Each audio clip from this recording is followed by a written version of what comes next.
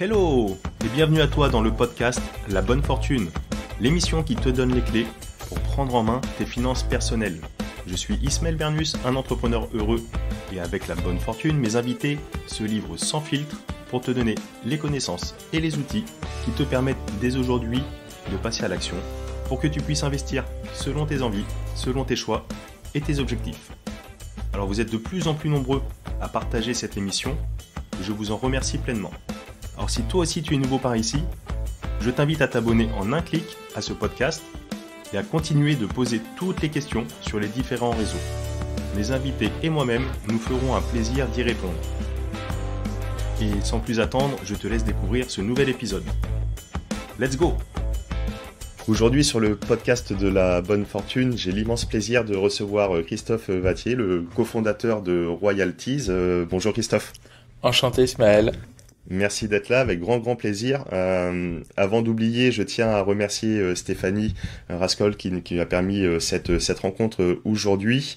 Je suis vraiment enchanté parce que en plus j'ai cru comprendre que en ce moment particulièrement tu as une activité assez remplie, on va le dire ça comme ça, où tu voyages un petit peu aux quatre coins de la planète parce que tu es en plein développement pour ta belle boîte. On va passer un super moment ensemble. Je suis persuadé d'ores et déjà que les auditeurs vont apprendre, tout comme moi, énormément de choses. On va pouvoir développer sur ce nouveau mode d'investissement. J'appelle ça nouveau parce que c'est vrai que c'est pas forcément très commun encore aujourd'hui, très développé, le fait de pouvoir investir sur des personnes, sur des talents, sur de l'humain en direct, mais on aura vraiment l'occasion de décortiquer tout ça dans le détail. Mais juste avant, en quelques mots, est-ce que tu peux te présenter à l'audience qui nous écoute aujourd'hui, d'où tu viens, qui tu es et qu'est-ce qui t'a amené à être aujourd'hui cofondateur de cette société Royalties? Bah, avec plaisir. Donc moi, je m'appelle Christophe Vattier, j'ai 50 ans. Je suis marié, le repapa de deux charmantes filles de 13 et 15 ans. Et sinon, pour vous donner en quelques mots mon parcours, moi j'ai j'ai fait une école de commerce où il y avait l'apprentissage. Donc j'ai fait mon apprentissage en salle de marché, parce que je voulais un peu découvrir l'univers de la bourse, qui m'intéressait déjà avant de rentrer en école de commerce. Et puis ensuite, j'ai eu un parcours, je dirais, j'ai senti que j'avais encore besoin de faire mes classes après l'école. J'avais pas fini d'être formé. Donc je suis rentré chez McKinsey faire du conseil. Et puis, là, j'ai senti que j'ai commencé à être formé à la sortie de ça. Et après, je suis rentré dans différentes sociétés, une qui s'appelait Trader.com. Après, je suis rentré à la Caisse des Dépôts pendant plus de 7 ans, où j'ai eu de différentes expériences et en investissement, puis ensuite en direction de filiale que j'ai contribué à créer pour la direction de la Caisse. Déjà dans le domaine de la technologie, l'ancêtre de ce qu'était la blockchain, puisque c'était la signature électronique, ce qu'on appelle la PKI. Eh oui. Et puis ensuite, au bout de 7 ans, j'ai eu envie de monter mes propres boîtes. Donc j'ai lancé plusieurs sociétés. Je me suis pris au jeu de l'entrepreneuriat et qui ne m'a plus quitté depuis. Voilà, donc j'ai monté des boîtes d'abord dans le monde de la BD parce que je suis un fan de BD. Voilà, ça m'a duré 5-6 ans. La boîte a bien grossi, je l'ai vendue. Ok, cool. Et puis ensuite, je suis revenu à mes premiers amours qui étaient un peu la tech, où j'ai repris une société qui était leader en France des sociétés de e-commerce en délégation. Voilà, que j'ai restructuré et vendu. Puis ensuite, j'ai monté une société dans le marketing digital, beaucoup pour la grande consommation, la GSA. Et puis il y a 3 ans. 3 ans et demi maintenant, et a émergé l'idée de Royalties. Et là, je me suis dit, là, faut que je la fasse celle-là. Et je pense que j'y suis encore pour un très long moment. Voilà, en quelques mots. Ok, super. Bah écoute, merci pour cette description qui permet de contextualiser un petit peu, de donner un peu de corps à ton parcours qui a l'air d'être, en ces quelques mots, hein, vraiment très synthétique, qui a l'air d'être vraiment assez riche. Tu parlais d'une boîte dans le e-commerce par délégation. C'est quoi pour comprendre par curiosité le e-commerce par délégation? En fait, t'as plein de sociétés. Je l'ai reprise en 2008, 2000, non, 2012, 2012. C'est là, passé 50 ans, tu perds certaines notions de temps. Euh, je dirais au début des années 2010, beaucoup de marques dans le retail et le retail vêtements, la partie fashion mode, Mhm. avaient l'habitude de monter des sites internet de magasins en ligne, mais elles le faisaient faire par des prestataires qui géraient à la fois le site, qui pouvaient même aller jusqu'à gérer le stock. Ça pouvait être une délégation complète parce que ils étaient pas encore à l'aise avec ça, parce qu'ils voulaient voir ce que ça donne, parce que ils voulaient pas aller trop vite, parce que sinon ça pouvait rentrer en conflit avec les magasins. Enfin voilà, des choses qui nous sont naturelles aujourd'hui. Il y a 10-15 ans, ça l'était moins, on se posait beaucoup de questions. Et donc il y a eu tous les sorts et il y en a d'ailleurs encore beaucoup, hein, de marques qui en fait délèguent la création et parfois la gestion de sites e-commerce de la marque à des prestataires extérieurs. Ok, d'accord, super. Bah écoute, merci pour la petite précision. Pour en revenir aujourd'hui, tu dis que donc ça fait 3 ans grosso modo que tu as donc cofondé cette boîte Royalties. On va décortiquer un petit peu tout le fonctionnement, etc. Euh, le but de Royalties, c'est de permettre à des utilisateurs d'investir sur des personnes, sur des talents, comme tu dis, comme vous pouvez dire, si je dis pas de bêtises. Euh, D'où c'est venu cette idée, ou alors corrige-moi si c'est pas tout à fait ça. Non, non, mais c'est ça. Super. D'où ça t'est venu? Quel était le cœur de ce projet? Pourquoi? Qu'est-ce qu'il y a derrière? Euh, En 2 mots, pourquoi Royalties aujourd'hui? En fait, c'est une conjonction de plusieurs facteurs. L'origine première de ça, c'est une frustration qui m'est très personnelle. J'ai eu la chance de faire pas mal d'activités très variées, de rencontrer beaucoup de gens dans beaucoup d'univers. Et en rencontrant des gens, il y en a plein qui m'ont inspiré, où je me suis dit, je sais pas ce qu'elle va faire ou ce qu'il va faire, mais c'est quelqu'un, je sens qu'il va réussir, en tous les cas, qui a un énorme potentiel. Voilà. Et je me disais ça, et en même temps, je me disais, mais si j'ai envie d'investir sur cette personne, de croire en son futur, je peux pas le faire. Et donc, du coup, ça m'a frustré. Hum, hum. Ça, c'est, je dirais, et en réfléchissant à comment dire, contourner ou réparer cette frustration ou corriger cette frustration, très vite est née l'idée de la bourse. Parce que je me rappelle juste qu'une bourse, ça a plusieurs fonctions, mais la fonction originelle d'une bourse, c'est de financer l'objet qui est coté par la bourse. Donc l'objet principal, ce sont des sociétés, c'est ce à quoi on est très habitué. Donc quand une société va en bourse, elle y va pour trouver de l'argent pour financer son avenir. Hum, hum. Et je me suis dit, mais pourquoi on ne fait pas l'avenir des gens?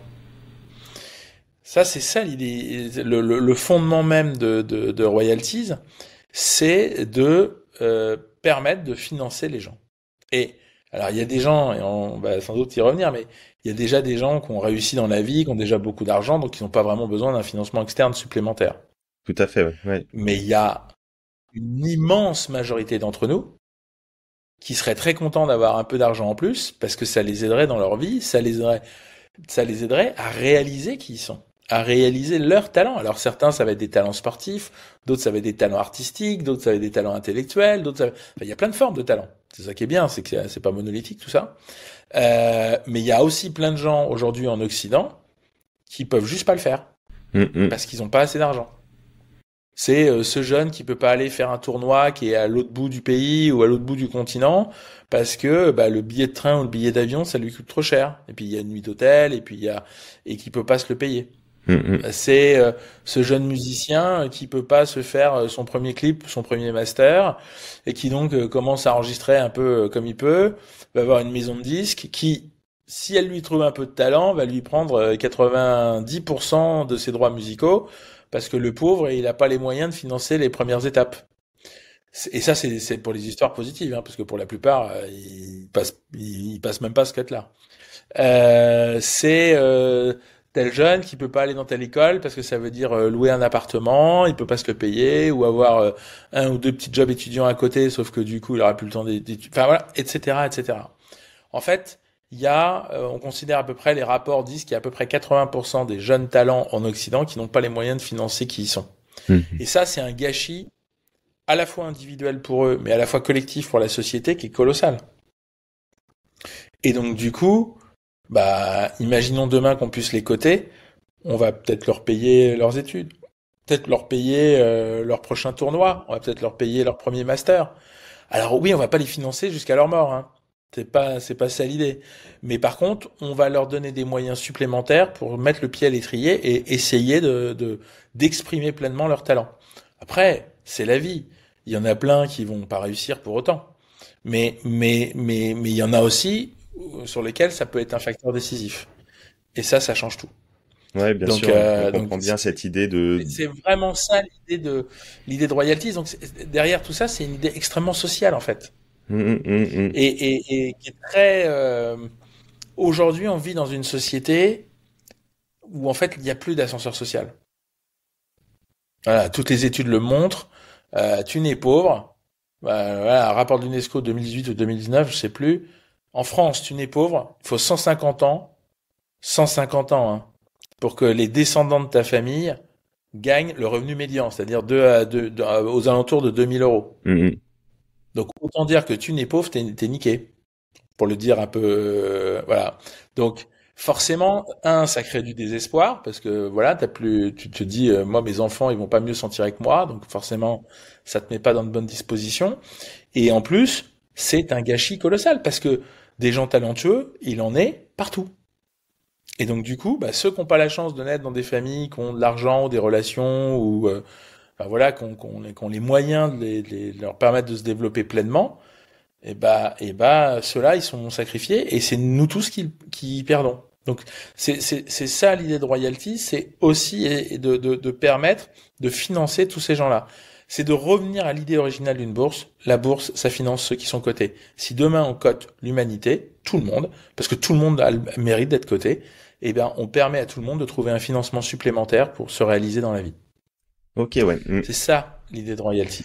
En effet, ça peut permettre, vu sous cet angle, d'apporter à la société, etc. Mais est-ce qu'il n'y a pas un revers de la médaille où ça, à l'inverse, on est dans une société où on met des notes sur tout, sur toutes les applications. On va au restaurant, on note le restaurant, on note le plat du jour, on lui met 3 étoiles, 5 étoiles, 4 étoiles. On note tout et donc du coup, est-ce que le fait d'investir ou de mettre en bourse comme ça ses talents, ça va pas accentuer peut-être à l'inverse certains malaises de comparaison d'un talent versus un autre? Est-ce que ça permettrait éventuellement à tout le monde de s'exprimer de façon plus ou moins égalitaire? Est-ce qu'il n'y a pas des limites, des freins à cette vision, à ce système? Il peut toujours y avoir des effets pervers. Il n'y a aucun système qui en est totalement dénué. Donc voilà. Moi maintenant, on vit dans une société où on est comparé, on vit dans une société où bah t'es musicien, on va regarder tes ventes de disques et on va voir si tu vends plus que ton copain. Est-ce que c'est bien, est-ce que c'est mal? J'en sais rien. C'est juste comme ça et c'est pas nous qui allons le changer. Donc des gens qui veulent atteindre un certain niveau ou qui veulent se développer pleinement, il faut qu'ils acceptent les règles du jeu. Et on va pas vivre dans des règles du jeu où c'est kumbaya, on va tous dans un feu de camp, on se passe une chicha et puis c'est cool quoi. Ça marche pas comme ça. Donc du coup, moi je cherche pas à changer la société, c'est pas mon propos et c'est pas mon ambition. Moi mon ambition c'est d'apporter ma brique à un édifice où aujourd'hui on peut regretter que la finance parfois, je trouve que la finance est une industrie géniale d'une grande sophistication mathématique, intellectuelle, et qui a permis le développement du monde. Voilà, l'argent c'est le sang de notre système. Après, il y en a qui veulent changer le système, pas de problème. Mais aujourd'hui, en tous les cas, c'est le sang de notre système, et que le développement et la sophistication de la finance a permis de faire des trucs de dingue. Mais l'effet pervers, parce qu'il y a toujours des effets pervers, c'est que parfois ça tourne un peu à vide. Et ça oublie pourquoi ça a été fait. Ça a été fait pour nous financer tous, pour financer l'économie réelle, pour permettre au monde de se développer. Et aujourd'hui, il y a parfois beaucoup d'arbitrage, beaucoup de spéculation qui est faite au détriment de l'économie réelle, dans une économie un peu en vase clos et qui du coup dessert le monde. Nous, notre propos, c'est de dire, on utilise des outils très sophistiqués de la finance, mais pour remettre l'humain au centre. C'est-à-dire que ces outils servent à financer des gens, pas des sociétés, des gens. Donc du coup, on sait à qui on donne. Alors des fois, on va donner à des escrocs. Hein. Il y en a, ils vont prendre l'argent, ils vont se barrer avec, et au lieu de développer leur talent, ils vont aller faire la fête pendant un an, et puis voilà, puis ils auront tout claqué, et puis ils n'auront pas avancé. Ah ouais, tous les gens ne sont pas des saints. Mais au moins, on remet au cœur du dispositif nous. Et je trouve que c'est pas mal que de remettre l'humain, surtout dans cette période, au cœur du dispositif. Donc, on est vraiment dans cette approche-là. On est aussi dans cette approche où, en fait, quand on donne de l'argent à un talent qui est coté, cet argent, il en fait ce qu'il veut. On est dans un principe de liberté absolue. Souvent, les sociétés qui sont en bourse s'en plaignent en disant ah non, mais alors les investisseurs nous obligent de faire tel truc, ils sont très court-termistes, donc du coup nous on peut pas développer des stratégies à long terme, on peut pas faire de protéger l'environnement parce que à court terme on va perdre de l'argent ou on va être moins rentable et du coup nos investisseurs nous empêchent de le faire, etc., etc. Nous tous ces effets pervers là on les a pas. C'est l'inverse. Nous on donne de l'argent, les gens en font ce qu'ils veulent, nous n'avons pas et nous ne voulons pas avoir de contrôle sur eux. Si on donne de l'argent à la mauvaise personne, eh ben il en fera un mauvais usage. Et les investisseurs qui auront investi sur lui seront juste trompés. Comme quand on se trompe sur une société parce qu'elle fait un mauvais usage de l'argent qu'on lui donne. On est très dans des principes de liberté. On est juste là pour dire, on veut donner un surcroît de liberté à ceux qui sont cotés et on veut permettre à ceux qui investissent dessus de bénéficier financièrement de l'investissement qu'ils ont fait s'ils se trompent pas. Et donc, du coup, de suivre leur intuition ou ce qu'ils aiment et de pouvoir en tirer un bénéfice. Ça nous paraît être un système sain. Moi, ce que j'aime pas, c'est des systèmes, par exemple, qui sont fondés sur la subvention. Parce que quand tu as un système qui est fondé sur la subvention, eh ben, tu as celui qui donne la subvention, qui est le maître des lieux, et puis tu as la plèbe en dessous qui quémande un peu d'argent, s'il vous plaît, monsieur, etc. Ça fait du clientélisme, c'est pas tenable dans le temps, parce que c'est économiquement pas sain, etc., etc. Nous, on veut au contraire construire un système qui est très pérenne, qui permet de financer tout le monde et qui permet de donner envie aux investisseurs de financer tout le monde. Et demain, on pourra financer des médecins, on pourra financer des chercheurs, on pourra financer des gens qui travaillent dans l'environnement. Aujourd'hui, on fait du greenwashing toute la journée. Il n'y a pas d'argent qui va aider les gens qui sont dans l'environnement. Pourquoi ? Parce qu'ils gagnent pas d'Afrique. Donc, comme ils gagnent pas de fric, moi, je suis un asset manager, je donne de l'argent à quelqu'un qui travaille dans l'environnement. Au bout de 6 mois, je suis viré. Parce que moi, les gens qui m'ont donné de l'argent, et ils me disent, attends, moi, c'est 15% de rendement, mon coco, là. Là, t'es à 2% parce que tu t'es fait plaisir à financer un mec qui travaille dans l'environnement, et moi, il me rapporte que dalle. Donc, tu dégages. Et donc, la réalité, c'est que tout le monde met 1% de ses investissements dans le vert, et par contre, il en parle 99% du temps. Donc c'est un très bon rendement et argent dépensé, temps de communication mis en avant. Mais l'immense majorité de l'argent, il va dans des économies qui ramènent du cash. Alors que avec un système comme le nôtre, pour rentrer dans le détail, nous on peut financer des gens qui travaillent dans l'environnement, dont le résultat ne sera pas mesuré à la performance économique, mais le résultat sera mesuré à la performance environnementale, et on donnera des rendements d'autant plus forts. On fera gagner d'autant plus d'argent aux investisseurs que les personnes sur lesquelles on investit font du bien à la planète. Pour rebondir justement sur ce que tu évoquais, donc on sent cette envie de pouvoir participer à travers ces investissements sur les personnes à l'économie réelle en direct avec le entre guillemets le moins de filtres possible. Donc on investit sur un talent, vous reversez, on va vraiment rentrer dans le détail pour comprendre comment ça fonctionne, même pour les auditeurs qui nous écoutent, qui souhaiteraient utiliser votre plateforme, etc. Vous reversez au talent, le talent ou la personne, je dis le talent, mais la personne est libre de faire ce qu'il veut de cette source de revenus pour se développer, pour continuer, voilà, pour sortir son album de musique si c'est le musicien, pour aller faire son tournoi de sport, pour se développer, etc. Donc ça, d'accord, la liberté, pas de filtre, pas de contrainte, pas d'obligation, une liberté là-dessus.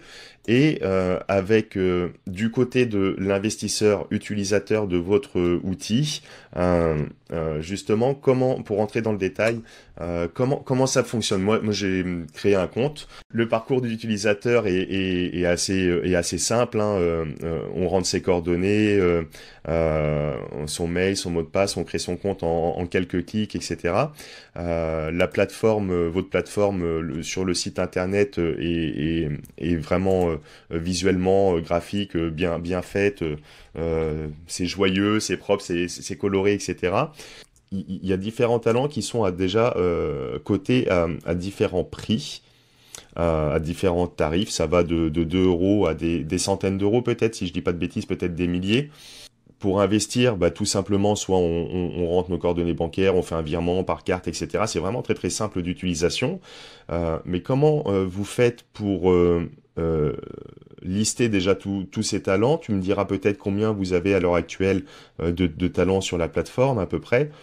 Et comment vous faites pour fixer ce prix, ce tarif, et comment il évolue dans le temps? Qu'est-ce qui fait que ça évolue? Tu parles, si quelqu'un développe l'environnement, etc., ça va être par rapport à ce qu'il fait dans son domaine qui fait varier la cote. Enfin, comment ça fonctionne tout ça?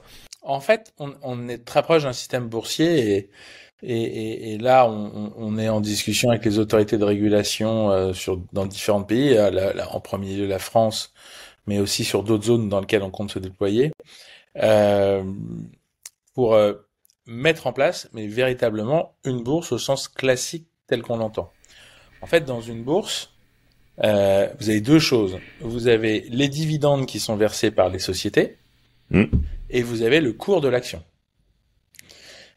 Les dividendes, ils sont liés à la performance économique de la société et à sa politique de redistribution. Il y en a qui peuvent faire beaucoup de bénéfices mais les garder en interne, il y en a qui vont vouloir les distribuer à leurs actionnaires. Donc ça, c'est un premier niveau. Et le deuxième niveau, c'est le cours lui-même de l'action, qui lui est corrélé à ça, mais loin d'être entièrement corrélé à ça. Et là, c'est l'offre et la demande. C'est-à-dire que s'il y a beaucoup de gens qui veulent acheter des actions, ça va faire monter le cours. S'il y a plus de gens qui veulent en vendre, ça va faire descendre le cours. Donc le prix d'une action est lié à l'offre et à la demande. Les rendements de l'action, les dividendes de l'action sont liés à la performance économique et à la politique de redistribution. Nous, c'est pareil. On a ces deux composantes qui sont bien séparées. De la même manière que sur la partie cours du ROI, c'est l'offre et la demande. Donc, si ça s'appelle un ROI chez nous, on s'appelle royalties, hein, donc le ROI d'un talent s'appelle un ROI. Le pouvoir investir sur un talent, c'est à travers un ROI. Le ROI d'un talent, le cours varie en fonction de l'offre et de la demande. Si plus de gens veulent le vendre, le cours va baisser. Si plus de gens veulent l'acheter, le cours va monter. Donc ça, on est totalement similaire au fonctionnement d'une bourse action sur la dimension fixation du prix. C'est-à-dire que nous ne fixons aucun prix. Parce que c'est l'offre et la demande. D'accord. Donc le prix n'est pas de notre fait. La seule chose qui est de notre fait, c'est le prix de départ, mais depuis plus d'1 an maintenant, le prix de vente des ROI, c'est toujours 2 euros au départ. Donc ça, au moins, c'est simple. Ça pourrait être 1, ça pourrait être 10, on a pris 2, voilà, c'est assez arbitraire. Mais tous les talents commencent à 2. Alors après, un talent très connu qui va drainer beaucoup d'investisseurs, il va y avoir un volume de ROI mis en vente sur le marché qui va être plus important qu'un talent peu connu, mais tout le monde part sur la même base de 2 euros le cours du ROI. Et après, le prix, offre et demande, on n'intervient pas.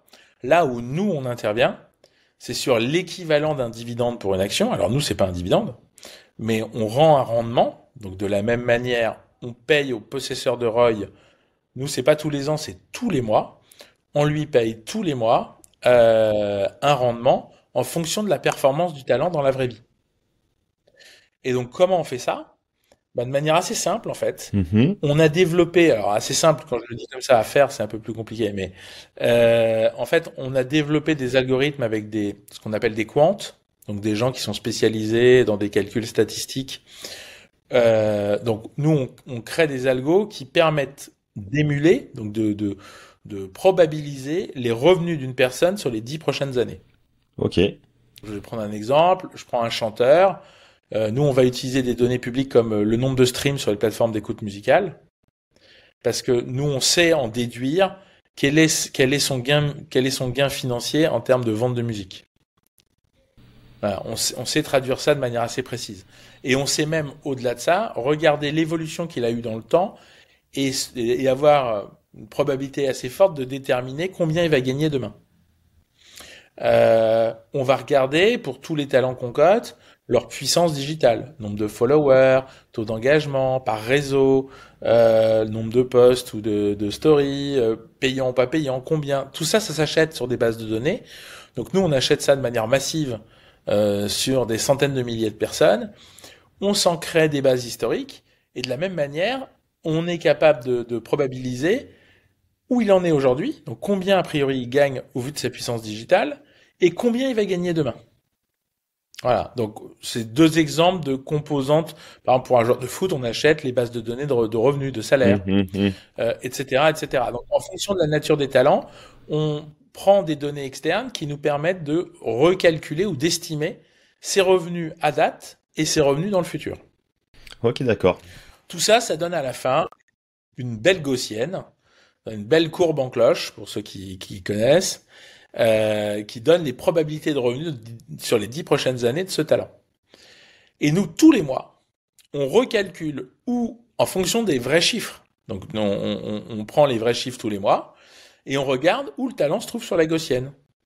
Plus il est à droite, c'est-à-dire plus il est performant, plus on va payer des rendements importants. Plus il est à gauche, moins il est bon, moins les rendements vont être bons. Et donc ça, nous, la partie rendement, elle nous appartient. C'est-à-dire que à la fois, on a l'outil de calcul et à la fois, c'est nous qui les payons. Donc la partie rendement, c'est vraiment notre partie à nous. La partie cotation, nous, on rend les cotations possibles. On permet aux gens d'acheter et de vendre. Mais c'est eux qui décident le cours. On n'a rien à voir avec ça. Ok, d'accord. Et Voilà. tu parlais de liquidité. Donc on a bien compris hein, la dissociation, comme tout, enfin comme beaucoup d'investissements, il y a la partie valorisation nette, intrinsèque, donc là du talent. Voilà, on pourrait faire le parallèle avec l'immobilier. On achète une maison 200 000 euros qu'on met en location. On a la valeur de la maison 200 000 euros et on a le loyer qui nous offre le rendement. Voilà, donc Exactement. il y a les deux parties, ou comme pour la bourse, etc. Donc la valorisation intrinsèque, donc ça, vous n'agissez absolument pas, c'est vraiment l'offre et la demande, mais tu parlais, et c'est intéressant, de liquidité, donc de ROI, de nombre de ROI disponibles. Tout à fait. On va prendre le cas, par exemple, pour celles et ceux qui nous écoutent et qui ne connaissent absolument pas Royalties aujourd'hui, par exemple, on peut acheter Antoine Dupont dans le milieu du sport, rugbyman, international français, le meilleur joueur de rugby du monde même. C'est vraiment le Zinedine Zidane du rugby, hein, on peut faire le parallèle comme ça.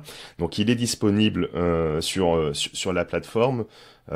J'imagine que il y a combien d'Antoine Dupont disponibles? On peut en acheter combien? Ça reste un nombre de ROI, une liquidité qui est définie à l'avance. Est-ce qu'elle peut évoluer dans le temps? Oui, non. Est-ce que vous pouvez en remettre sur le marché? Oui, non.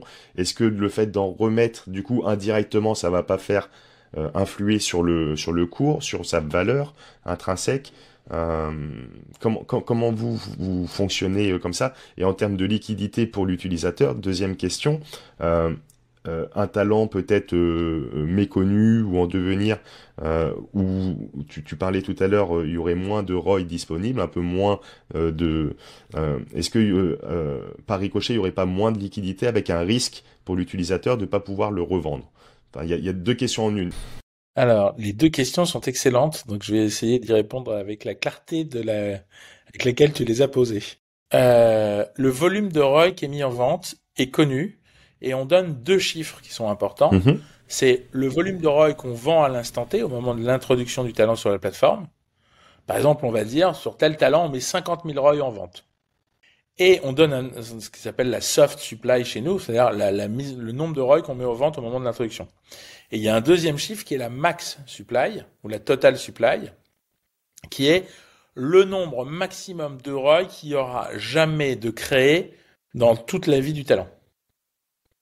Donc on peut très bien on en met 50 000 en vente aujourd'hui, et au total, on s'autorise à aller jusqu'à 200 000, par exemple. Ces deux chiffres sont connus. Ok, d'accord. Donc quand quelqu'un investit, il sait quel est le facteur de dilution maximum par rapport à ce qu'il y a aujourd'hui. Mais ça, c'est des chiffres qui sont importants. Alors nous, on n'est pas là pour dire on en met 50 000, puis derrière, on en remet 50 000 une semaine plus tard, ce qui fait s'effondrer le truc, parce que ça serait ça l'effet. Nous, en fait, on a fait ça parce que aujourd'hui, par exemple, on a 100 000 active users. Et si demain, on a 1 million d'active users, là, de la même manière, il y a un effet d'aubaine pour les premiers, parce que comme il y aura beaucoup plus d'acheteurs, et s'il n'y avait pas plus de supply, là, sans que la valeur du talent évolue, du fait même qu'il y a beaucoup plus d'acheteurs, ça va faire monter abusivement, en tout cas de manière un peu artificielle, les cours. Donc, on se donne le droit de dire, si demain on double le nombre d'utilisateurs, peut-être qu'on va doubler le nombre de ROI en circulation, juste pour garder le rapport à peu près constant. Ok, d'accord. Ouais. C'est fait dans cet esprit-là. Ouais, pour pouvoir avoir la main quand même pour réguler d'une certaine façon le marché. Et éviter des emballements artificiels. Ouais. Parce que c'est chouette, un emballement. Pour nous, c'est top, tout le monde est content. Mais après l'emballement vient le refroidissement. Et là, c'est nettement moins top. Donc, on préfère éviter que le réacteur nucléaire s'emballe. Parce que après, ça peut faire de trois merdes. Donc, nous, on préfère une croissance forte, mais constante et sous contrôle, plutôt qu'un truc qui spike et qui, après, est hors de contrôle. Ça, c'est pour les nombres de ROI mis en vente, et c'est connu day one. C'est-à-dire que je suis un acheteur, je sais combien je peux en avoir maximum aujourd'hui et combien il peut y en avoir maximum demain. Ça, c'est pour ta première question. Pour ta deuxième question, qui a trait à la liquidité, alors c'est une question fondamentale. Un marché ne vaut que par sa liquidité. Un marché illiquide, il faut jamais rentrer.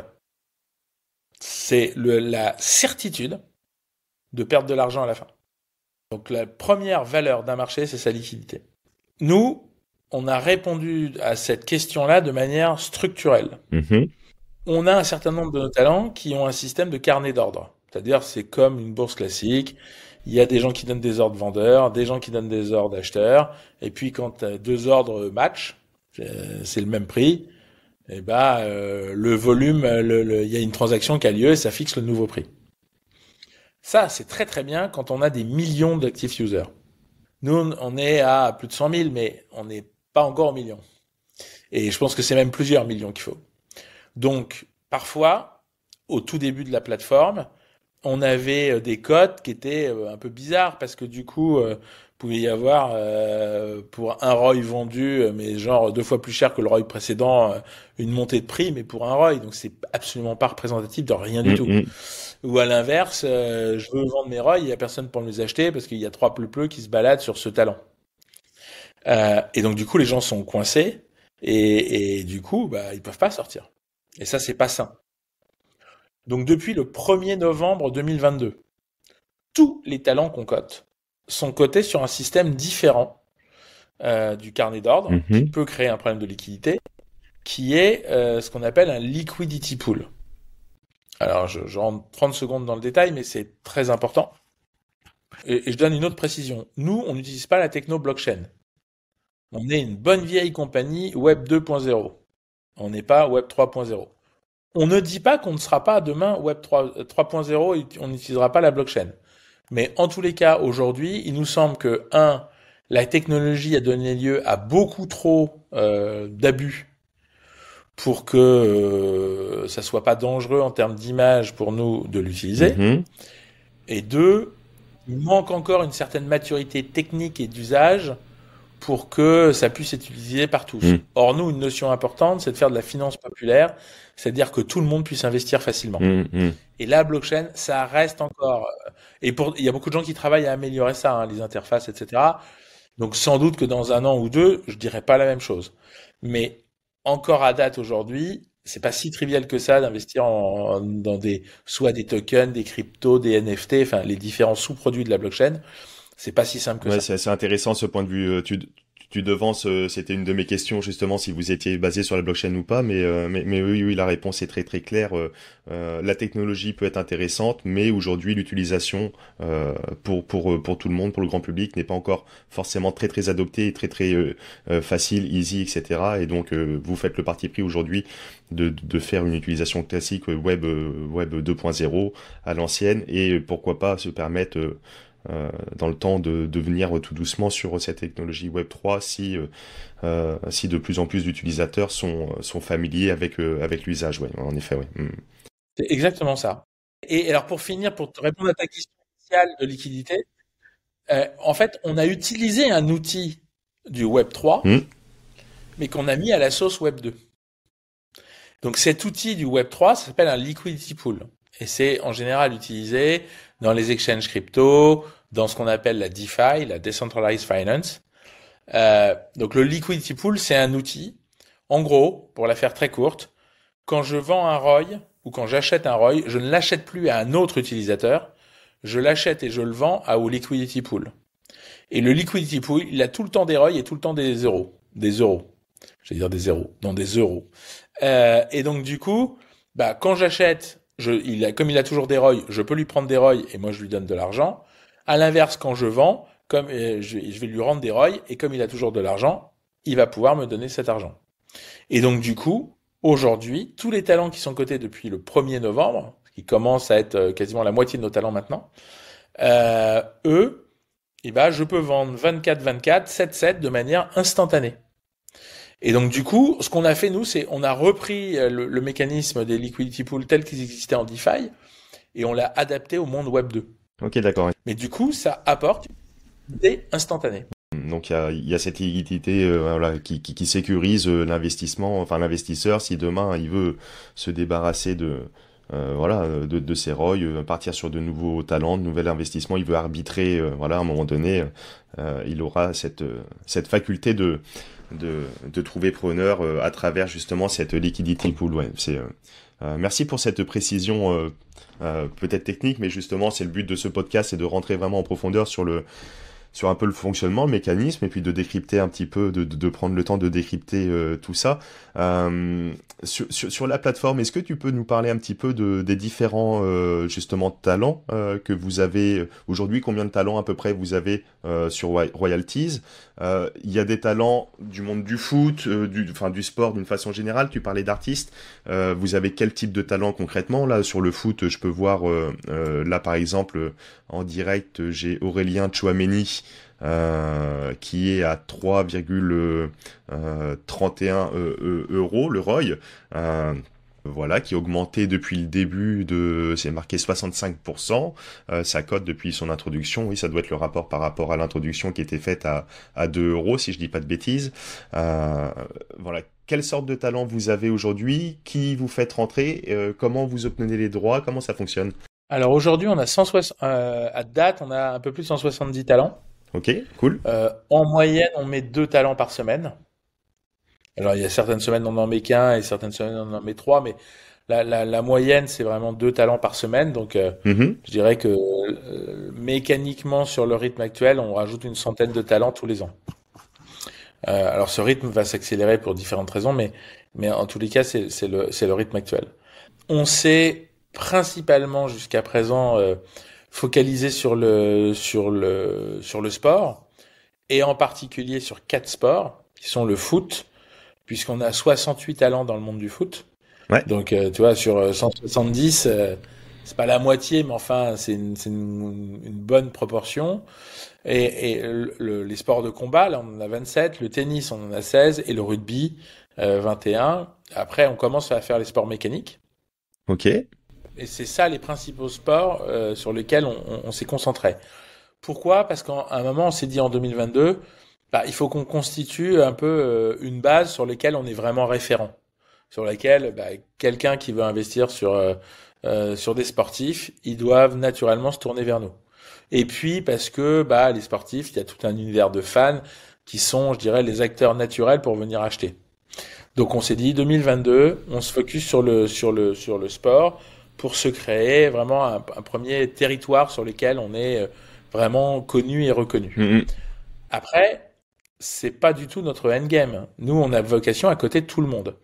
C'est pourquoi, en 2023, c'est très important pour nous de montrer qu'on va coter des gens dans l'univers de la télé, donc des animateurs, des candidats de certaines émissions musicales ou gastronomiques, etc. Ça va être très important pour nous de montrer que on peut investir sur des chefs d'entreprise. Ça va être très important de montrer qu'on peut investir sur certains types d'artistes, sur des chefs de cuisine. Voilà, la gastronomie, c'est un domaine qu'on aime bien, etc., etc., etc. Des écrivains, enfin, de manière extrêmement large, Mhm. de montrer que tout le monde peut être coté et pas simplement des sportifs. Et c'est pas que le talent sportif qu'on promeut, mais c'est toute forme de talent. Donc, ce qui a l'avantage, un, de montrer que tout le monde est cotable, et deux, d'élargir le public naturel, parce que, bah voilà, quelqu'un qui aime bien un animateur, il n'est pas forcément fan de sport. Donc, c'est bien quelqu'un qui n'aurait pas touché par le seul sport. Mhm, mhm. Vraiment, 2023, c'est l'année où on élargit la base des talents pour toucher des secteurs extrêmement variés. Euh, Ensuite, pour reprendre ta question, bah, comment on fait pour convaincre des talents et c'est quoi la nature des relations qu'on a avec eux? Donc, bien entendu, tous les talents qu'on cote sont des talents avec qui on a signé des contrats. On ne se permettrait pas de coter des gens avec lesquels on n'a pas de relation contractuelle. Là-dessus, nous, on a je dirais, un rapport contractuel très simple. Il faut que bien sûr, il faut que la personne ait envie d'être cotée. Nous, ce qu'on lui dit, c'est on va te coter au minimum pendant 10 ans. Parce que bah, investir sur quelqu'un, il faut qu'il y ait du temps pour investir sur lui. Si je te dis t'investis sur quelqu'un pendant 6 mois, si il a décidé d'être en vacances pendant 6 mois, t'es un peu eu quoi. Mhm. Ou s'il est malheureux pendant ces 6 mois-là, ça va moins bien se passer que s'il est heureux. C'est un peu la faute de personne, mais si tu tombes sur ce moment-là, c'est pas génial. Donc il faut du temps pour pouvoir investir sur quelqu'un. Donc nous, la durée minimum, c'est 10 ans. Et tous les ROI donnent droit à des rendements pendant 10 ans. Payés tous les mois pendant 10 ans. Donc ça, c'est important. Donc le contrat qu'on signe avec eux, la première chose, c'est qu'on peut exploiter leur image et leur Mhm. performance sur le site pendant 10 ans. La deuxième, c'est qu'ils ne peuvent pas être sur d'autres plateformes concurrentes. Donc autant ils peuvent être sur d'autres plateformes qui sont de nature différente de la nôtre. Et ce qui est bien, c'est que on est dans un monde où il y a plein d'idées géniales, dynamiques, etc. Donc un talent sportif, voilà, il peut prêter son image à différents sujets. Mais à des sujets qui sont similaires aux nôtres, donc à quelqu'un qui se présenterait comme une bourse sur lesquelles je peux investir pour suivre les performances et bénéficier des performances d'une personne. Ça, par contre, ils peuvent le faire que chez nous. Donc, un talent qui rentre chez nous, il peut pas être ailleurs. Ça, c'est la deuxième caractéristique, et pendant cette même durée de 10 ans. Et la troisième caractéristique, c'est que bah, le talent en parle à ses fans, en parle sur ses réseaux sociaux.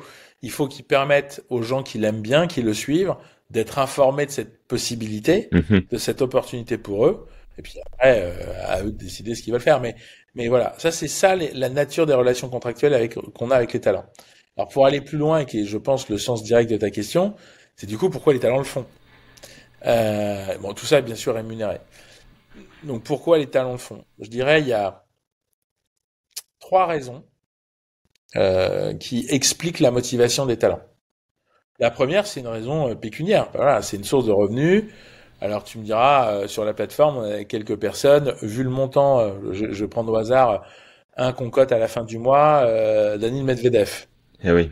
Alors je sais pas combien il est, mais peut-être numéro 2 ou numéro 3 ATP monde, donc c'est un joueur de tennis qui est parmi en tout cas sur 5 premiers mondiaux. Alors après ça bouge un peu selon mais il est très en forme, donc il doit être plus proche de 1 que de 5. Euh, donc autant dire qu'il gagne très très bien sa vie. Et pour autant, voilà, on est des sources de revenus pour tous ces talents-là. Donc ça, c'est la première motivation qui est plus ou moins forte selon les talents, mais qui reste une motivation loin d'être nulle. La deuxième, c'est pour un certain nombre de talents, c'est le fait de rentrer dans une certaine forme de modernité. De dire, aujourd'hui, la tendance, et on pense que c'est une tendance longue, on n'est Mhm. pas juste un effet de mode, mais c'est vraiment une tendance longue, c'est que on permette aux fans de devenir des ambassadeurs d'un talent c'est qu'on permette aux fans, non pas simplement de dépenser de l'argent pour son talent, en achetant des casquettes, des t-shirts, des produits dérivés, etc., des places de concert ou des places pour un match, etc., etc. Mais en fait, un fan aujourd'hui, il fait que dépenser. Il n'y a jamais de retour. Alors, le retour, c'est la prestation du talent, mais sinon, en termes pécuniaires, il ne fait que dépenser de l'argent. Là, pour la première fois, ça peut aller dans l'autre sens. Et donc, du coup, il fait pas une dépense, il fait un investissement. Pas la même chose, pas la même manière, c'est pas le même rapport au talent. Et donc, du coup, il est d'autant plus intéressé au succès du talent. Donc, le fan, il devient même un ambassadeur du talent, puisqu'il va, lui, plus le talent réussit, plus il réussit avec lui. Donc, ça crée un lien d'une nature beaucoup plus forte. Et donc, pour pas mal de talents, cette nouvelle forme de relation, c'est une forme de modernité qui est importante pour eux. Et puis, la troisième motivation, c'est pour quelques talents, mais souvent pour les plus gros. Les plus gros, c'est ceux qui ont la dimension pécuniaire la plus faible. Quand je gagne des dizaines ou des centaines de millions d'euros par an, c'est pas ce que paye Royalties qui va changer leur vie. Hein. On aimerait bien, hein, mais on est quand même conscient de nos moyens. Donc du coup, s'ils viennent sur la plateforme, c'est pas pour l'argent.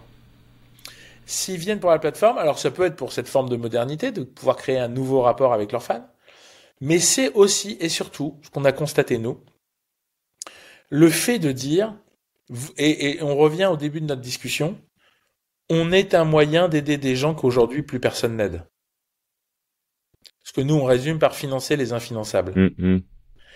Et pour les plus gros talents, c'est souvent l'argument qui est le plus puissant. Qui est de dire, si je viens sur votre plateforme, je vais contribuer au succès d'une plateforme qui va aider beaucoup de gens que personne n'aide. En effet. Et donc, il y a cette dimension-là qui est vraiment forte. Je vais me permettre de le faire pour un talent qui est pas dans le sport. Comme ça, c'est plus simple. Et il y a eu un peu de communication ces derniers temps sur son arrivée comme investisseur et comme talent demain. Demain étant dans un délai raisonnable. C'est Cyril Hanouna. Cyril Hanouna, voilà, il cartonne en télé. Donc, il nous attend pas pour vivre. Et heureusement pour lui. Donc, qu'est-ce qui l'a vraiment motivé? Sa motivation la plus forte, hein, vraiment de très très loin, et ça a été le gros de nos discussions, ça a été de dire, moi, je veux monter un fonds qui va investir sur des jeunes. Et oui. Donc, je veux bien venir sur votre plateforme, je veux bien être investisseur de votre plateforme, je veux bien être talent de votre plateforme, mais ma condition à moi, c'est que ensemble, on monte un fonds qui va coter plein de jeunes et on va investir sur ces jeunes. Et on va les aider à se réaliser. Donc, c'est bien la dimension sociale qui a été déterminante. Et Cyril n'est pas le seul comme ça. Il y a d'autres talents, et c'est souvent les plus gros, qui sont sensibles à cette dimension sociale. Ils sont pas juste là pour faire du fric et pour foutre leur tête sur le poste. Ils sont aussi là pour faire du bien avec la notoriété qu'elle a leur. Ah, ok, super intéressant. Et pour revenir justement sur Cyril Hanouna, donc on a bien compris, donc il est rentré en tant que investisseur. On y reviendra, d'ailleurs sur le développement de royalties, etc. Est-ce qu'il est possible pour les auditeurs qui nous écoutent aujourd'hui d'investir dans la boîte royalties indépendamment que d'investir sur les talents que vous proposez? Ouais, super.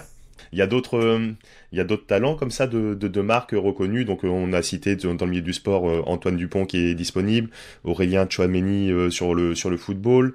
Donc là Cyril Hanouna qui sera disponible, Medvedev tennis. Il y a d'autres talents reconnus, connus. On essaie dans les sports dans les sports sur lesquels on essaie d'avoir les meilleurs mondiaux. Tu vois, on a cité Medvedev. Il y en aura d'autres qui sont dans le top 10 mondial. Par exemple, on n'a pas parlé des sports de combat. Nous, on cote des joueurs de MMA. On a coté Makhachev, qui est ceinture mondiale. Là, on a annoncé récemment dans les Échos, on a eu un papier et on a annoncé par exemple Cyril Gane. Donc, dans chaque sport, on essaie d'avoir les meilleurs mondiaux c'est à la fois en termes de crédibilité et de légitimité pour nous un élément important, Et puis voilà, il y a plein de nos utilisateurs qui veulent investir sur des talents qui les font rêver parce que ce sont des énormes champions et donc on veut pouvoir leur apporter ça. En fait, quand on regarde les motivations d'investissement, c'est comme dans une bourse. Vous avez ceux qui veulent acheter du L'Oréal parce que c'est une société reconnue qui, depuis des temps, j'allais dire immémoriaux, mais depuis pas mal de dizaines d'années, a montré sa capacité à faire des magnifiques performances. Et donc, ils veulent investir sur on appelle des blue chips, en fait. Bah, nous, pareil, on a des investisseurs, des users qui veulent investir sur des blue chip talents. Donc, déjà, qui ont déjà une carrière fantastique. Alors, c'est bien parce que ça garantit des performances d'un certain niveau, mais c'est pas des gens qui vont voir leur valeur multipliée par 100. Parce qu'ils sont déjà à un tel niveau que c'est pas possible, quoi. Oui, bien sûr. L'Oréal va pas faire 10 en bourse l'année prochaine. Je vous le dis, même s'ils sont super forts. Donc voilà. Ça, c'est le scoop. C'était le scoop. Et à l'inverse, il y a des investisseurs qui veulent, en complément et ou majoritairement, investir sur des jeunes pousses. Alors, dans les sociétés, on appelle ça des startups. Nous, c'est des jeunes talents. Sur un jeune talent, le gain peut être colossal. Parce que, imaginez si vous aviez investi sur Mbappé quand il avait 16 ans. Le truc qui valait 2 quand il avait 16 ans, il vaut peut-être 2000 aujourd'hui, quoi. Et ouais, bien sûr. Donc, forcément, c'est pas la même. Mais par contre, si vous aviez investi sur le copain d'Mbappé qui avait peut-être l'air aussi doué que lui, etc., et puis qui a arrêté le foot parce que il s'est blessé à la cheville, votre 2 serait devenu 0. Donc du coup, il y a aussi des investisseurs qui veulent des jeunes parce que ça les excite plus, parce que la capacité de gain est plus forte. Mais en revanche, le risque est aussi beaucoup plus fort parce que comme le talent n'est pas établi, un talent non établi, il peut lui en arriver des choses avant qu'il réussisse. Ouais, bien sûr. Ouais. Voilà, donc on essaie d'avoir ces deux natures de talent sur la plateforme parce que ça correspond je dirais, aux deux grandes familles d'investisseurs qu'on a. Et aujourd'hui, l'investisseur qui investit, donc moi je vais prendre mon cas par exemple, moi j'y connais absolument rien en MMA, en fight, etc. Est-ce que j'aurais un intérêt par exemple à me tourner sur des talents que vous proposez au hasard, oui, non? Et deuxième question, d'une façon générale, quel rendement je peux attendre en venant sur royalties. L'immobilier, bon, on sait se faire une petite idée. Si on investit à Paris, on sait qu'on va faire du patrimonial, mais très très peu de rendement. Mais on va avoir une valorisation qui est du bien, qui est pérenne dans le temps, etc. Et ça va prendre de la valeur. Si on investit en province, on sait potentiellement son bien va pas faire un x2, x3, etc. Par contre, peut offrir des rendements bien supérieurs. On sait le mesurer aujourd'hui avec toutes les données qu'on a sur les sites des notaires, le Bon Coin, etc. On sait mesurer un petit peu le rendement d'un investissement. En bourse, tu parlais de L'Oréal. Le dividende qu'il donne tous les ans, il est connu. Je ne connais pas, mais ça va être 1-2%. Enfin bref, il est établi, il est connu. Il est certainement très stable depuis des dizaines d'années. Il y a peu de surprises. Aujourd'hui, qu'est-ce qu'on peut attendre Voilà, mes deux questions. Est-ce que j'ai intérêt à investir sur des talents au hasard que je ne connais absolument pas et d'une façon générale, en investissant sur royalties, qu'est-ce qu'on peut espérer si par exemple, j'achète tous les talents aujourd'hui et je les garde 1 an, 2 ans, 3 ans, voilà, qu'est-ce que ça offre comme rendement? Il y a deux sujets dans ta question. Le premier, c'est sur qui investir. Alors, j'ai une réponse générique et puis après, j'ai une réponse un peu plus technique. La réponse générique, c'est déjà, c'est comme quand tu achètes de l'art ou de l'immobilier, tu as intérêt d'investir sur des sujets que tu connais et que tu maîtrises. Plus tu connais, plus tu maîtrises, plus tes chances d'investir avec intelligence et avec un bon flair sont fortes. Donc, je dirais, si tu connais rien au sport de combat, mais que t'es un dingue de foot, t'as plutôt intérêt d'investir sur des joueurs de foot que sur des combattants. Donc déjà, dans le doute, faut mieux aller sur ce sur quoi on est appétent que ce sur quoi on connaît rien. Mais je dirais ça, c'est une remarque générale qu'on peut appliquer à tout type d'actifs. Ouais, bien sûr. La deuxième, et néanmoins, malgré tout ça, est-ce que j'ai quand même des moyens de me repérer? Alors, oui, tu as un moyen de te repérer. Nous, on calcule, si tu vas sur la fiche d'un talent, tu vas voir qu'il y a une rubrique qui s'appelle Yield Predict. Le yield predict, c'est, d'après nos algos, avec les infos qu'on a aujourd'hui, c'est ce qui nous semble être le rendement attendu le plus probable pour l'année qui vient. Donc je te prends par exemple, je vais prendre un combattant, je vais aller sur le site, je vais te prendre un combattant. Je vais y aller en même temps que toi. Tu vois, comme ça, voilà, on va pouvoir regarder ensemble. Je vais le prendre au pifo. Hein. Je vais prendre Yanis Gemouri. Donc si tu vas sur la donc qui est aujourd'hui qui a une valeur de ROI de 6,19 €. Ouais. Donc a été comme tous les autres introduit à 2 €. Et maintenant il vaut 6,19 €.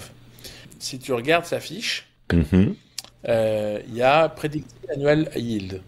Et là c'est 22 centimes.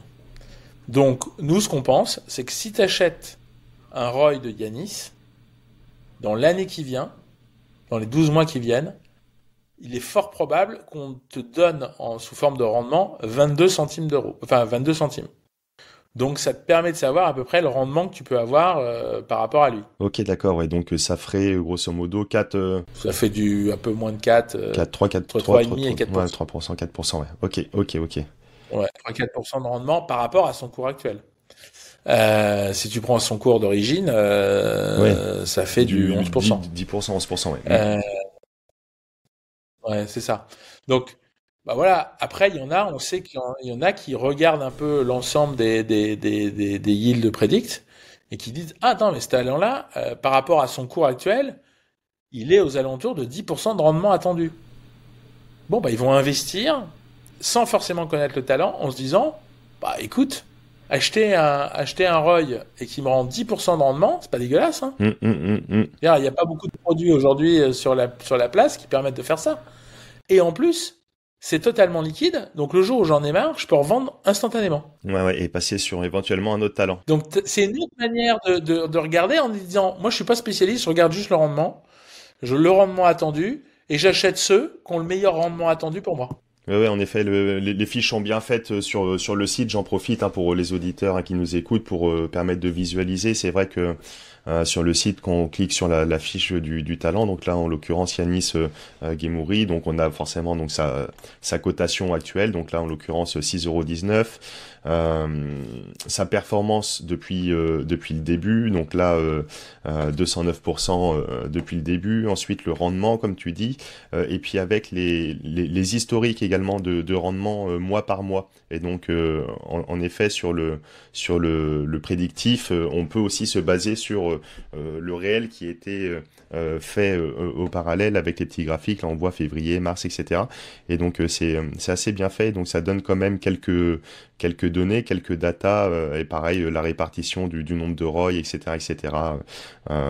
Donc oui, c'est assez bien fait. Ça permet d'aller étudier pour la personne qui, comme moi par exemple, je ne connais absolument pas ce combattant, mais au travers les outils que vous mettez en place, ça permet d'aller étudier, d'aller creuser, d'aller regarder le marché et comparer et éventuellement, et donc là dans un but purement spéculatif, financier, voilà, au moins on a ces datas. Et après, libre à chacun d'aller faire ses devoirs d'un point de vue plus personnel sur la personne. Mais... Et tu vois, pour aller dans ce sens-là, j'ai pris la fiche d'un autre combattant extrêmement connu, c'est un des meilleurs de la planète, qui s'appelle Khamzat Chimaev.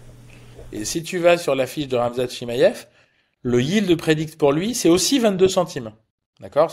Donc, on s'attend à peu près au même rendement. Enfin, au même montant de rendement. Par contre, son cours, c'est pas 5 € et quelques, c'est 2,64 €. Donc, si je ramène le rendement de 22 centimes à 2,64 €, je suis à peu près à 8,5%.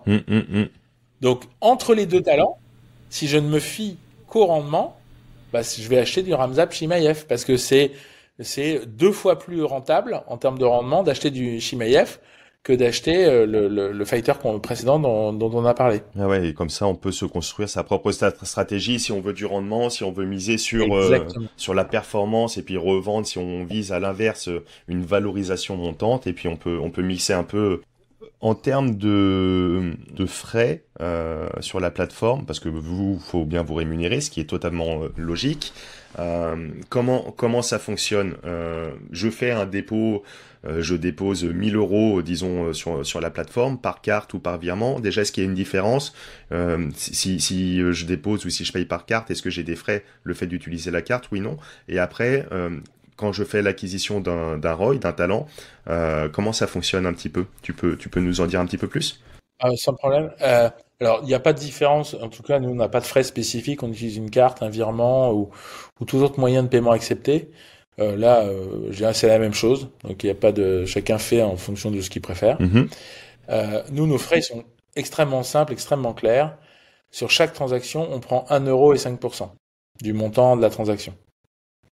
Donc voilà. Donc, j'achète pour 100 euros d'un talent. Et bah, ça va me coûter 106 euros puisque j'aurai 5% de 100 euros plus 1 euro. Donc, ça fera 106%. Enfin, ça fera 106 euros. Ouais, ouais. Donc, c'est très très simple en termes de coûts de transaction, et ce sont des coûts aujourd'hui, des coûts de transaction qui ne sont faits qu'à l'achat. Il n'y a pas de frais vendeurs. Ok. Il n'y a pas de frais ni de détention ni à la revente, quoi. Mhm. Il n'y a aucun frais de détention, aucun frais de vente, il y a des frais d'achat, point barre. Alors après, on va peut-être faire évoluer notre modèle, peut-être pour diminuer les frais achats et mettre des frais vendeurs. C'est-à-dire que de dire, Mhm. voilà, il y a des mouvements dans les deux sens. Voilà. Mais on restera dans les mêmes ordres de grandeur en termes de frais. Ça sera pas un choc majeur pour les utilisateurs de la plateforme. Ok, d'accord, ouais. C'est très très clair. Il y a pas de surprise, il y a pas de, voilà, c'est établi avant. Donc on a quand même intérêt parce que aujourd'hui, bon, il y a des ROI qui sont accessibles à partir de 2 euros, mais il y a quand même un intérêt parce que là, si tu parles de 5% et 1 euro, je t'en avais parlé. Moi, j'avais fait l'expérience où j'avais acheté, je sais plus quel talent, juste pour 2 euros, et je m'étais retrouvé à payer 1 euro et quelques de frais, ce qui représentait plus de 50% pour le coup. Mais c'est le fait d'avoir les 5% plus 1 euro. Donc C'est le 1 euro qui, là, t'a coûté cher. voilà, Ouais. qui m'a coûté cher. Donc on a intérêt quand même pour celles et ceux qui souhaitent investir à mettre des tickets minimum quand même aux alentours d'une centaine d'euros au minimum, et après par talent, et après libre à chacun de se faire plaisir, sauf si on a vraiment un grand coup de cœur, et voilà, qu'on n'a pas plus d'argent que ça disponible, mais voilà, de faire des transactions un minimum d'une centaine d'euros me paraît à peu près cohérent pour justement venir lisser ses frais. Mais c'est ça, hein, c'est effectivement, si je dépense 10 euros, bah, je vais avoir des frais pour 15%, parce que à cause du 1 euro, si je mets 100 euros ou plus, voilà, on va tendanciellement faire 5% de frais. Est-ce qu'il est possible aujourd'hui ou peut-être à terme d'investir sur un pool, un paquet de talents comme à l'image d'un ETF? J'y connais rien. Je veux pas creuser sur le sport, etc. Mais c'est quand même un domaine qui m'intéresse. Je crois à l'évolution de ces talents, même si j'y connais rien. Est-ce que je pourrais pas investir sur un ROI global, peut-être, ou quelque chose qui vient lisser tout ça et venir limiter un peu? Alors, c'est possible que d'ici la fin de l'année, tu puisses le faire et que tu puisses investir sur le foot, le tennis, sur des thématiques et pas qui sont composées de tout ou partie des talents qu'on a déjà dans cette Hum, thématique. hum. Et donc, du coup, c'est la performance moyenne du secteur que tu vas avoir. Exactement, oui. Euh, c'est possible. Donc, c'est des choses sur lesquelles on travaille. Et donc, il est possible que d'ici la fin de l'année, on puisse apporter ce genre de possibilités. Ok, ouais, super. Et pareil, sur le même esprit, est-ce que, à titre personnel, tu pourrais recommander d'appliquer une stratégie type DCA, un investissement régulier, hebdomadaire, mensuel, pour venir lisser, je sais pas, moi je veux tel talent, mais je viens lisser, je dis je vais en prendre pendant, allez, toute la prochaine année, pour venir lisser un peu le risque et lisser la performance, etc. Est-ce que c'est une pratique que d'une tu pourrais recommander? Et deuxièmement, est-ce que vous avez des outils mis à disposition sur la plateforme pour pouvoir investir de façon comme ça automatique tous les mois? Alors, la première chose, c'est que moi, je peux faire aucune recommandation de talent. Moi, je peux pas te recommander d'investir sur tel ou tel talent. J'ai pas le droit de le faire. On s'interdit de le faire. Tu vois, comme on connaît certains des talents, on peut avoir des informations qui peuvent nous faire dire à la hausse comme à la baisse, enfin qui peuvent influer sur Mhm. la performance, donc sans doute sur le cours. Donc pour éviter tout potentiel conflit, jamais aucun d'entre nous ne fera la moindre recommandation sur un talent. Ça, je comprends, mais qu'est-ce que tu penses de la stratégie de DCA d'investir tous les mois, peu importe le talent, mais de se dire, est-ce que tu penses que c'est une bonne stratégie? Je sais pas, allez, je reprends le cas de Antoine Dupont, et j'investis tous les mois 500 euros sur Antoine Dupont, ce qui va faire lisser si demain son cours il diminue de 5% le mois prochain, s'il augmente de 10, et devenir lissé comme ça avec une approche type investissement DCA, dollar cost averaging, devenir lissé et tous les mois je remets au pot pour Antoine Dupont sur 1 an, 2 ans. Qu'est-ce que tu penses de cette stratégie? Est-ce que ça pourrait être intéressant, oui, non? Alors, je pense que ça peut être intéressant si effectivement tu te dis, bah voilà, prenons l'exemple d'Antoine Dupont, mais prenons l'exemple du rugby de manière générale.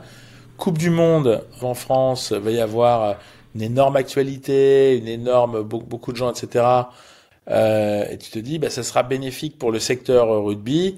Donc j'aime tel joueur plus que tel autre, ou j'aime beaucoup Antoine Dupont, puis c'est le meilleur joueur du monde, donc j'ai envie de ça, effectivement.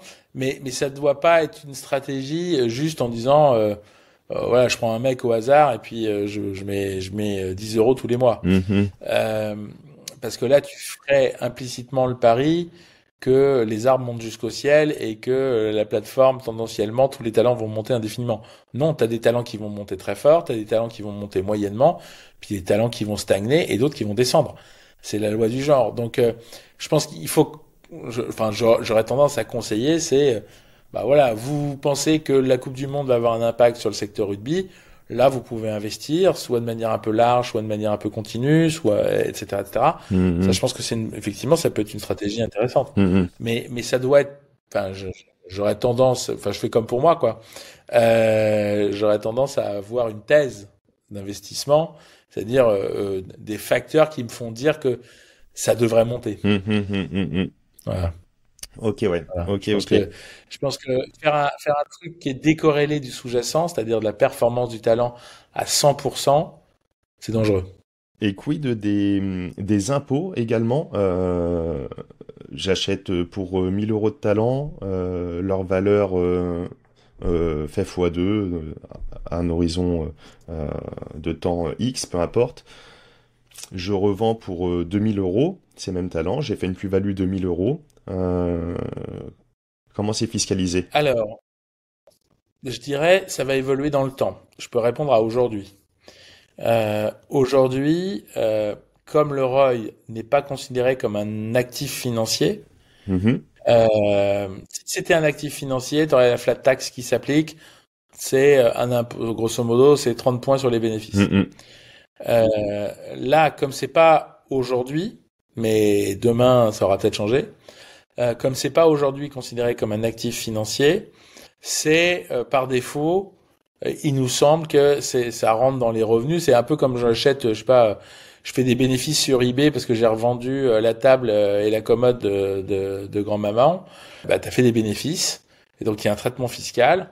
Le traitement fiscal de ces bénéfices, c'est qu'il y a une, comment dire, tolérance de la part de l'État jusqu'à 5000 euros de vente, où t'as pas de déclaration à faire. mhm.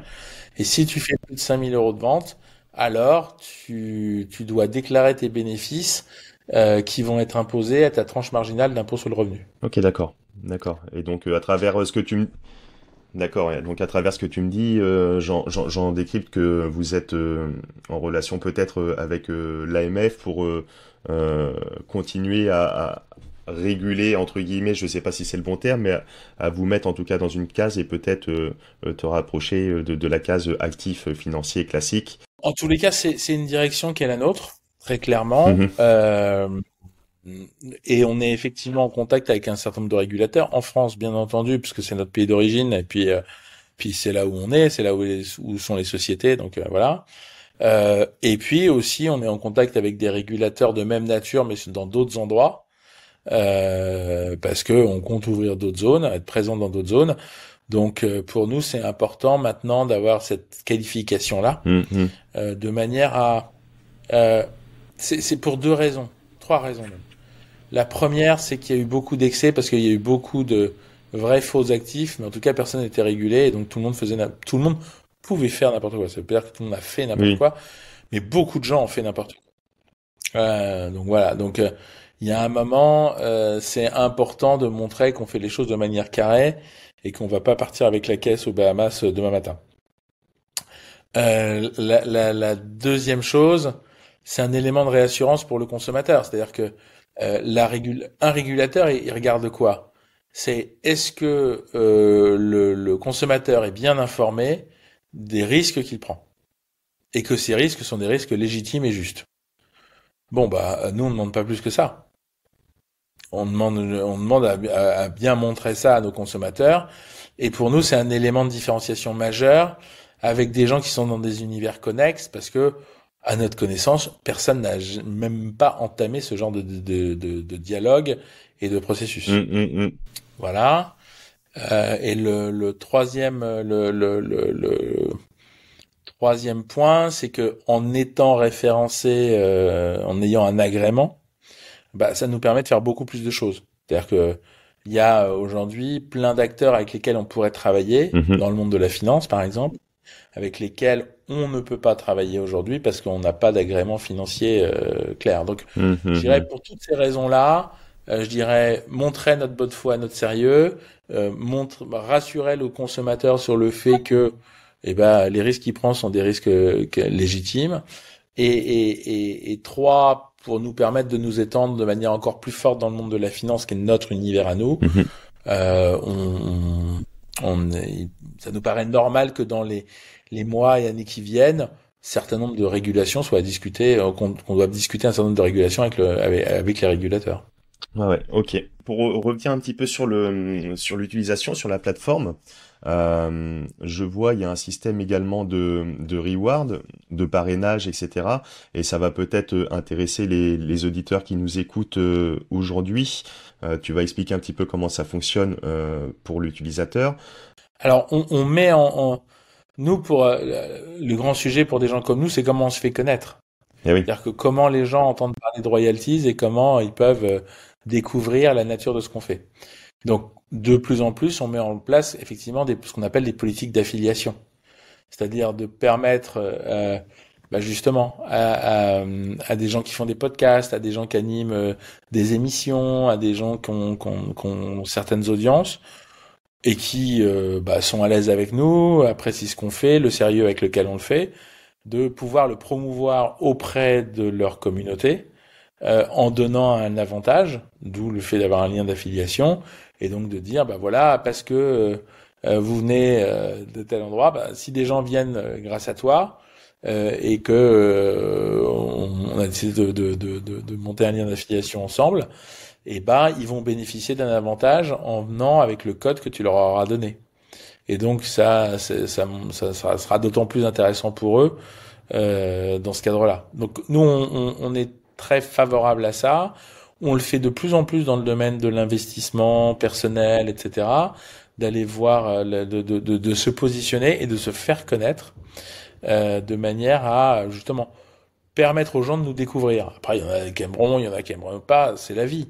Mais au moins, pour pouvoir se positionner et choisir, il faut connaître. Et donc pour nous, l'affiliation est un très bon moyen de se faire connaître et un très bon moyen de donner envie aux gens d'essayer une première fois en leur donnant un petit avantage, ou un gros d'ailleurs, ça dépend. En tout cas, en leur donnant un avantage pour qu'ils aient envie de nous découvrir. Ok, ouais, très très clair. Ouais. Et d'un point de vue concret, donc quand tu dis un petit ou un gros, c'est que ça se passe comment concrètement pour l'utilisateur? Ça se passe hyper bien. Après, la nature des avantages peut changer, tu vois. Ça peut être j'achète un ROI, je vais avoir un ROI supplémentaire. Alors, on fait pas un pour un, on fait pas des discounts de 50%, mais je viens m'inscrire et je vais avoir droit à quelques ROI qui me sont offerts pour découvrir. Ça va être je vais avoir des remises sur les frais parce que je viens de la part d'un tel et du coup on a dealé que pendant 3 mois il y avait pas de frais acheteurs par exemple. Enfin, voilà, il peut y avoir des natures d'avantages qui sont variables, mais en tout cas qui sont là pour donner envie de nous découvrir et d'aller plus loin. Ok, d'accord. Bon, ben, pour les auditeurs qui nous écoutent aujourd'hui, vous verrez bien et tout sera dans les notes de l'émission en fonction voilà, de ce qu'il est possible de voir ensemble. Mhm. Euh, Dernière petite question. Ça fait une bonne heure qu'on est ensemble, Christophe, et je te remercie pour encore une fois tout le contenu et voilà toutes ces explications sur ce nouveau mode d'investissement qui est vraiment passionnant, intéressant, qui va intéresser plus d'un, j'en suis sûr. Est-ce que toi, à titre personnel, tu investis sur d'autres classes d'actifs? Sur quelle classe d'actifs tu investis? Alors, j'imagine, bon, forcément, tu as ton bébé, ta boîte royalties où tu mets énormément d'énergie dedans, de temps, d'investissement, etc. Mais indépendamment de ça, est-ce que tu fais de l'immobilier? Est-ce que tu investis sur les cryptos? Sur quelle classe d'actifs t'intéresse d'une façon générale? Est-ce que tu peux nous en dire un peu plus? Moi, ma classe, alors c'est vraiment là, c'est très personnel et c'est très lié. Je dirais aujourd'hui, moi, ma classe d'actifs principale, mais elle est liée à une passion personnelle. Elle est dans le domaine des planches originales de BD. Donc voilà, c'est assez pointu, assez spécifique. Voilà, moi, je suis fan depuis toujours de la BD. Je suis collectionneur depuis une vingtaine d'années. Et voilà, c'est une passion personnelle, c'est quelque chose que j'adore. J'adore les avoir au mur, j'adore voilà. Yes. Donc c'est plutôt le domaine de l'art et plus spécifiquement les planches de BD. C'est plus par passion, voilà. Après, de par mon passé, j'ai pu tester et goûter à pas mal d'instruments financiers.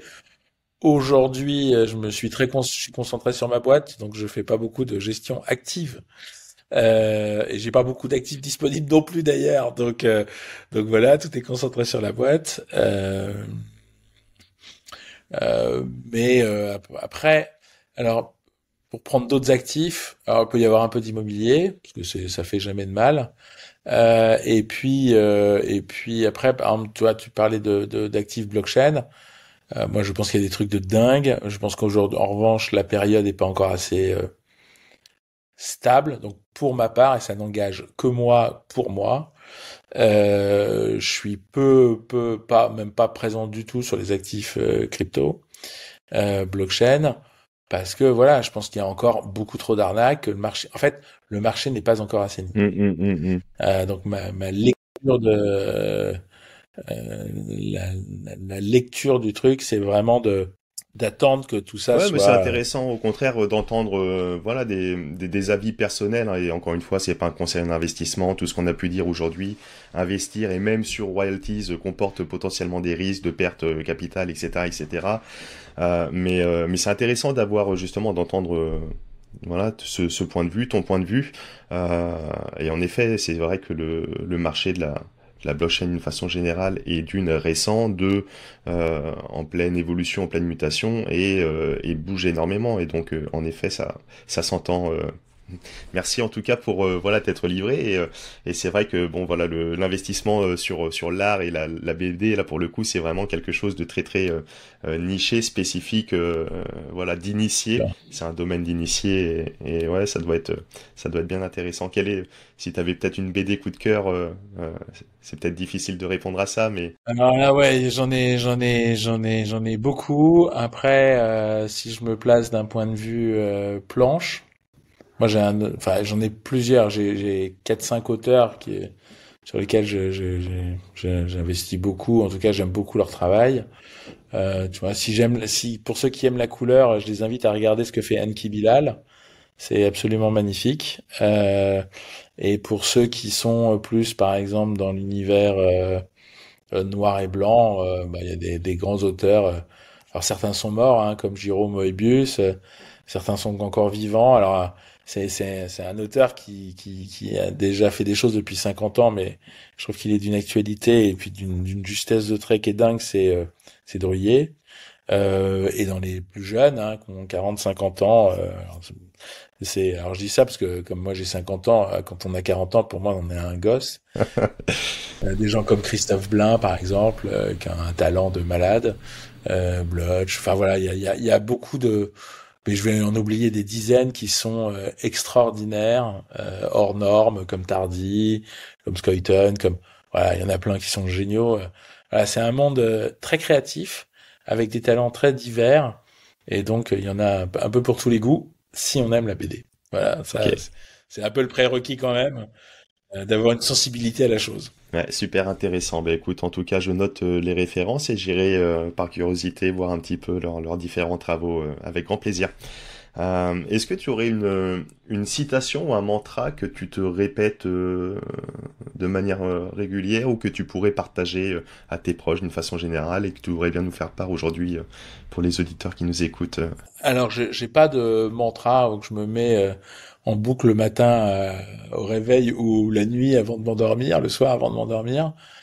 Euh, Parfois, quand je dois prendre des décisions sur lesquelles qui sont compliquées pour moi, mais c'est vrai dans la sphère professionnelle, c'est vrai dans la sphère personnelle. C'est quand la décision est compliquée. J'essaie de me rappeler d'une phrase voilà, qu'on m'a dit quand j'étais jeune, qui un peu essaie de me guider. C'est qu'est-ce que l'homme que tu aurais pu devenir dira à l'homme que tu es devenu. Voilà. Et j'aime bien cette image-là parce que je trouve qu'elle oblige à faire ressortir le meilleur de nous-mêmes. Super, super. Bah écoute, en tout cas, merci, vraiment merci beaucoup pour cet échange. Je te laisse le mot de la fin si tu as quelque chose que tu souhaites rajouter qu'on n'aurait pas abordé par rapport à Royalty, son fonctionnement ou tout ce que tu veux, ou sinon je te laisse conclure comme tu le souhaites cette belle émission, Christophe. Déjà, mille merci de m'avoir reçu et de m'avoir permis qu'on puisse échanger, je dirais. C'est très agréable d'avoir le temps. On est dans une époque où c'est très difficile d'avoir le temps, on doit tout dire en quelques secondes. Quand on a quelques minutes, quelques dizaines de minutes, voire plus d'une heure comme ici, ça permet de dire les choses de manière voilà plus nuancée, plus complète. Et déjà c'est un énorme plaisir. Après, j'allais dire, comme me demande de dire systématiquement les gens avec qui je travaille et qui sont très précautionneux sur. Je vous rappelle que tout investissement est risqué, donc vous pouvez perdre votre argent, donc sachez-le en le faisant. Mais plus sérieusement, moi je crois qu'il faut investir, faut placer son argent euh, là où on y croit. Je crois que les valeurs et le pourquoi on fait les choses sont fondamentales et sont très très très importantes. Donc faut pas faire les choses au hasard, faut faire les choses avec conviction. Alors parfois on se trompe, hein. Avoir des convictions ne veut pas dire qu'on ait raison. Mais au moins on le fait avec le cœur, on le fait avec ses tripes et qu'on ait tort ou qu'on ait raison, on le vit pleinement. Et je pense que ça c'est très très très important. Donc quoi que vous fassiez, faites-le en pleine conscience et avec conviction. Voilà. Et alors si vous avez envie d'investir avec Royalties, sur des talents Royalties, si en plus vous avez la conviction en pleine conscience, alors là, vous ferez de moi un homme heureux. Ben, parfait. Écoute, le message est passé et entendu. En tout cas, merci. Pour ma part, j'ai réalisé encore une fois cette émission avec grand plaisir, avec cœur, et je suis convaincu qu'elle plaira, voilà, à l'ensemble des auditeurs qui nous écouteront, qui prendront plaisir à nous écouter. Mille merci, Christophe, et à toutes et à toutes. Je vous retrouve pour une nouvelle émission très très rapidement. Ismaël, vraiment mille merci. Et encore un immense merci à Christophe pour son temps précieux et cette émission passionnante qui offre une nouvelle possibilité d'investissement avec cette approche moderne qui nous permet d'investir sur les talents humains. Et pour celles et ceux qui souhaiteraient utiliser la solution Royalties, vous retrouverez dans les notes de cet épisode le lien affilié qui vous permettra de recevoir un ROI aléatoire, donc un reward d'une valeur de 2 à 10 000 euros. Et pour ma part, je vous retrouve très très vite pour une nouvelle émission.